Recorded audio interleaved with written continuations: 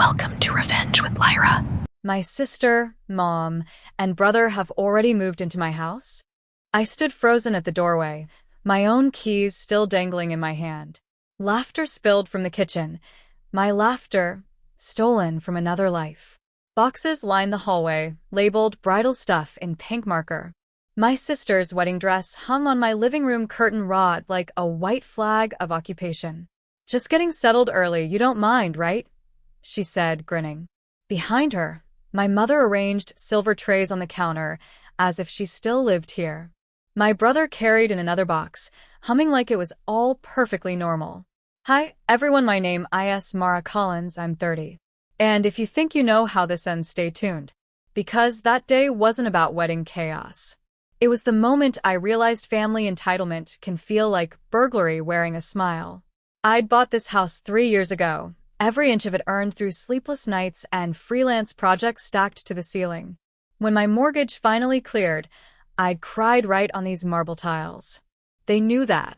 And yet here they were, turning my sanctuary into a bridal base camp. "Mom," I managed, "why didn't you ask me first?" "Oh, sweetie, it's just for a week," she said, waving me off. "You live alone. The space shouldn't go to waste." My brother laughed. "Consider it a family favor." The air tasted metallic, like pennies and old resentment. On the counter, my favorite mug sat filled with someone else's lipstick stain, a small, silent violation. I smiled, but it wasn't kindness. It was calculation. If they thought I'd let this slide, they'd forgotten who paid for the roof above their heads. That night, while they decorated the guest room, I opened my laptop and started planning something that would make them wish they'd never moved in early. The next morning, sunlight slid across the hardwood, touching boxes that weren't mine. My sister's wedding shoes glimmered by the fireplace. Mom's robe hung on my chair. The smell of her rose perfume clung to everything, the same scent she used to spray on my report cards when I disappointed her.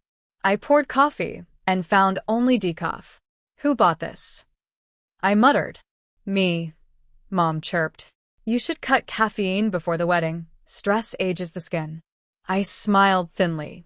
"Stress doesn't age the skin, Mom. People do." By 9 a.m., the house had become a set. My brother hauled in camera gear for pre-wedding content. "We'll film from here," he announced. "Lighting's perfect." "For what?" "Our behind-the-scenes vlog. You'll love it." They turned my living room into a production studio. My desk disappeared beneath makeup palettes. My sister's fiancé arrived with a ring light and a bottle of champagne. "Your family's a riot," he laughed.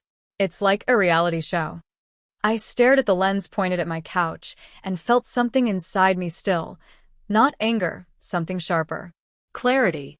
When I bought this place, I'd signed every paper alone. Mom had said, a house is too much responsibility for one girl.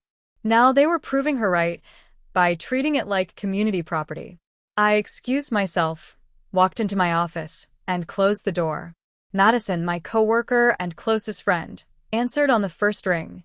"You sound like someone hiding in a hostage situation," she said. "I might be. They've moved in. All of them. Every last entitled heartbeat." She laughed softly, then caught my tone. "Okay, what's your move?" "Not a fight," I said. A reminder. That night, while the house buzzed with laughter, I searched my files for a document few people knew existed. The co-ownership clause I'd once added for legal protection. It gave me the right to temporarily lease the property, without notice if used for commercial purposes. I looked out at my sister rehearsing her vows in my mirror. "Congratulations," I whispered. "Your venue just changed." By Monday, the house no longer sounded like mine. Every surface was covered: curling irons, floral ribbons, champagne flutes. The rhythm of my own life had vanished beneath someone else's soundtrack. I sat at the edge of my bed, laptop glowing against the half-light. The leasing clause blinked on my screen like a loaded secret. Owner retains full right to convert property for temporary corporate lease in case of unauthorized business activity. Filming a wedding vlog counted. They'd filmed 6 videos already. I drafted an email to a local production company, Golden Gate Film Rentals, the same firm that once asked to rent my house for a week-long shoot. They'd offered $15,000. At the time, I said no. Tonight, I typed, available immediately. When I hit send, I felt my pulse steady. It wasn't revenge. It was reclamation. Downstairs, Mom was on speakerphone bragging about the pre-wedding mansion. My sister practiced her vows in front of my mirror again, altering words she didn't understand. Love, respect, forever. My brother debated lighting angles. I walked past them unnoticed, an extra in my own home. But in my head, the countdown had started. By evening, a reply arrived. Confirming shoot schedule Wednesday to Saturday. Crew of 10. Contract attached. I printed it quietly. At dinner, my sister passed me a salad bowl. You're quiet, Mara. Just thinking, I said. About space. Space? We'll be out soon. Mom laughed. After the wedding. Sure, I murmured. After the wedding. That night, I hid the signed lease behind the framed photo of my graduation, the one where none of them showed up. The irony almost made me laugh. Madison texted, "You really did it?" "Yes." "You're evil." "No," I typed back, "I'm organized." When I returned to the kitchen, the champagne bottle was open again. My sister giggled, spilling bubbles on my rug. "Relax," she said. "It's just stuff." "Exactly," I whispered, picking up her glass. "And soon, it'll all be someone else's." Outside, the fog thickened around the house like a secret keeping itself. By morning, my plan would already be moving. The knock came at 8 a.m., sharp, confident, professional. My sister shuffled to the door in her satin robe, yawning. Who orders delivery this early? When she opened it, 6 strangers in black Golden Gate film rentals shirts rolled in equipment cases. "Morning. Here for the week-long shoot," the man said cheerfully. "We were told to start setup right away." My sister blinked. "Shoot? What shoot?" The man checked his clipboard. "Commercial lease agreement signed by Mara Collins." He smiled at me. "You must be Miss Collins." "I am," I said, sipping my coffee. "Kitchen lighting's great around noon. Try not to scratch the floors." For 3 full seconds, no one breathed. Then chaos. Mom's voice cracked. "Mara, what is this?" "Work," I said calmly. "A film crew's renting the house. You'll have to relocate for safety reasons." My brother laughed nervously. "You can't just." "Actually," I said, pulling out the document. "I can. Unauthorized commercial use voids residential occupancy." "Read the fine print." Their expressions fell in slow motion, disbelief, anger, embarrassment. The lead producer whistled softly. "So, do we clear them out first?" "Please," I said. While the crew began unloading cameras and softboxes, my sister paced, mascara smudged. "Mara, my wedding is in 5 days." "I know," I said gently. "Plenty of hotels nearby. I can help you find one." "You're punishing us." "No," I replied. "I'm invoicing reality. Mom tried to appeal one last time. We're family."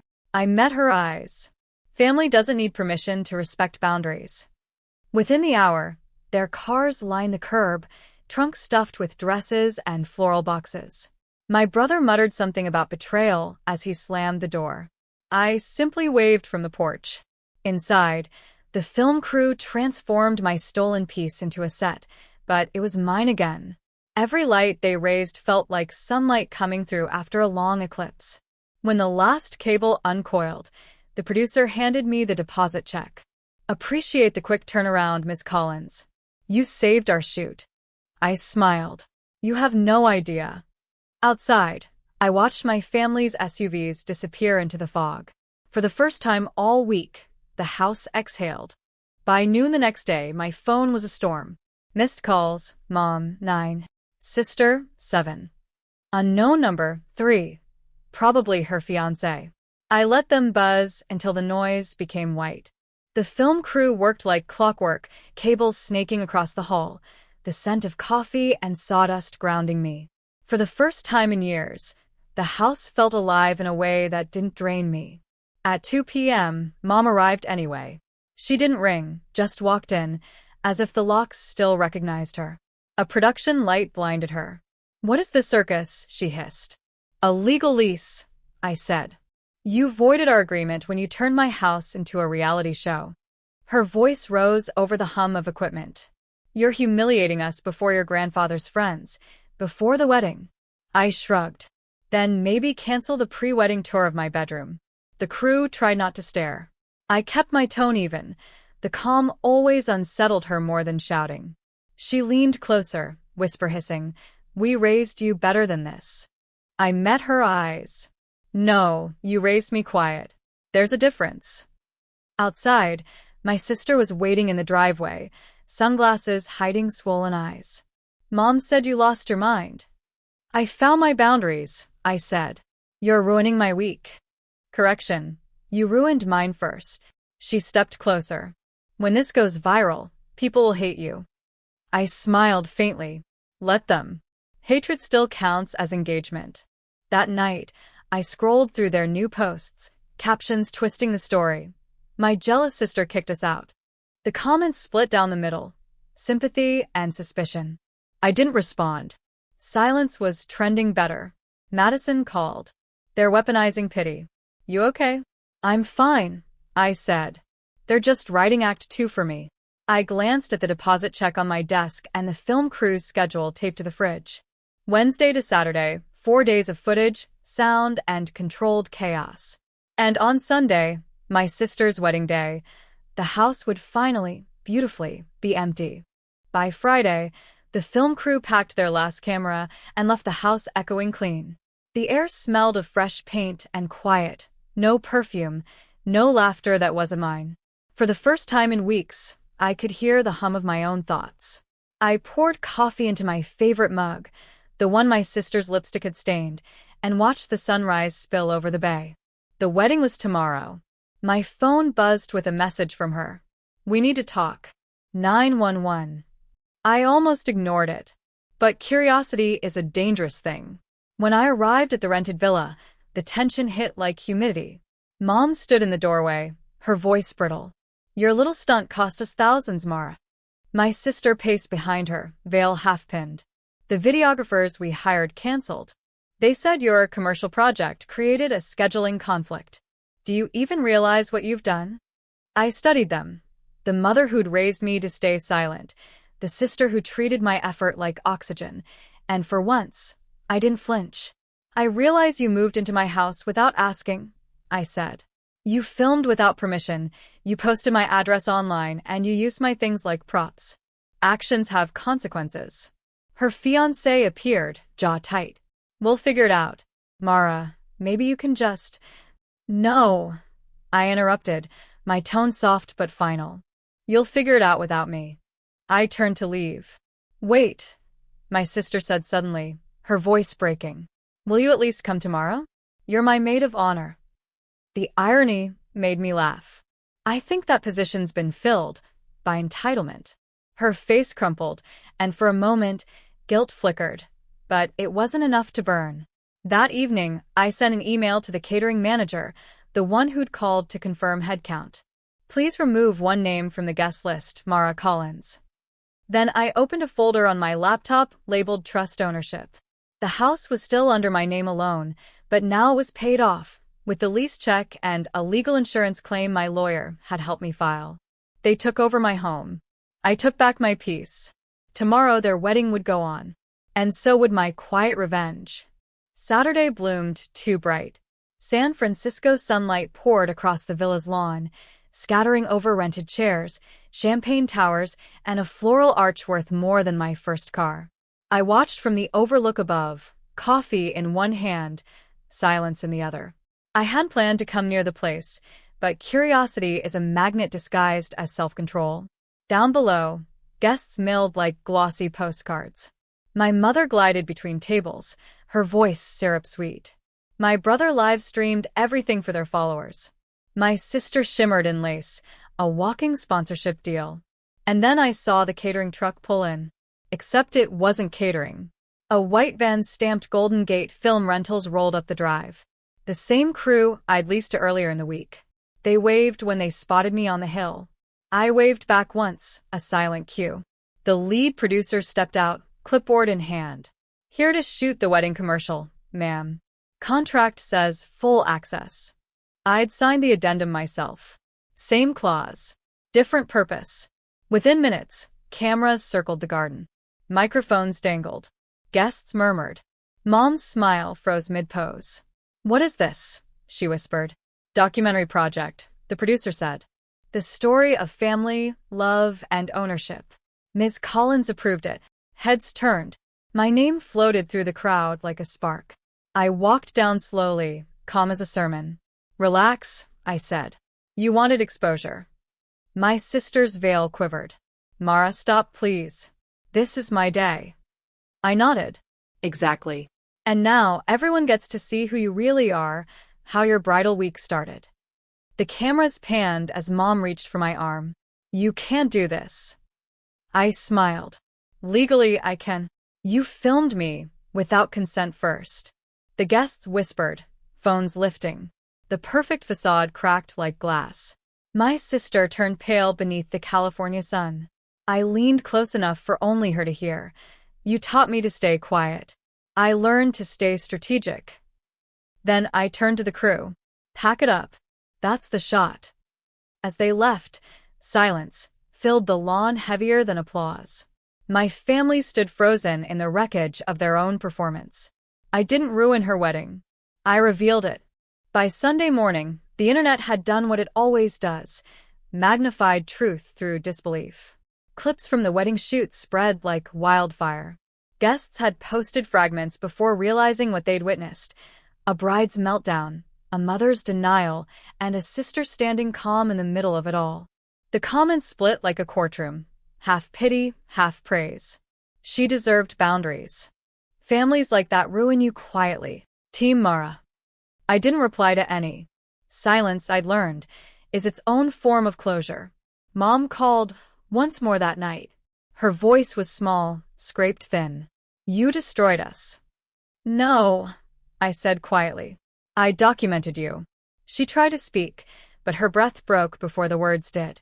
I ended the call and set the phone face down on the table. Outside, the fog rolled across the bay, like forgiveness trying to find a place to land.